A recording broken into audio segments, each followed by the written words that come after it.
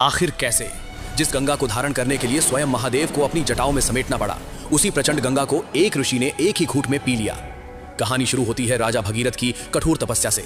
सालों की तपस्या के बाद आखिरकार गंगा को धरती पर आने का वरदान मिला, लेकिन गंगा को अपने वेग और शक्ति पर घमंड हो गया था। जब वो स्वर्ग से पृथ्वी की ओर उतर रही थी तो उनका वेग इतना भयंकर था कि सब कुछ बहा ले जाने को तैयार था। भगीरथ उनके आगे आगे मार्ग दिखा रहे थे, लेकिन गंगा अपने अहंकार में डूबी हुई थी। इसी अहंकार में बहती हुई वो पहुंच गई एक शांत वन में, जहां महान तपस्वी महर्षि जहनु गहन ध्यान में लीन थे। गंगा का वेग इतना प्रचंड था कि उनका पूरा आश्रम क्षण भर में जलमग्न होकर नष्ट हो गया। ध्यान भंग हुआ और महर्षि का क्रोध ज्वालामुखी की तरह फूट पड़ा। उन्होंने अपनी दिव्य शक्ति से पूरी की पूरी गंगा को एक ही घूंट में पी लिया। चारों ओर हाहाकार मच गया, नदियां सूख गईं, पृथ्वी पर जीवन संकट में आ गया। तब भगीरथ और सभी देवता पहुंचे त्रिलोकीनाथ महादेव की शरण में।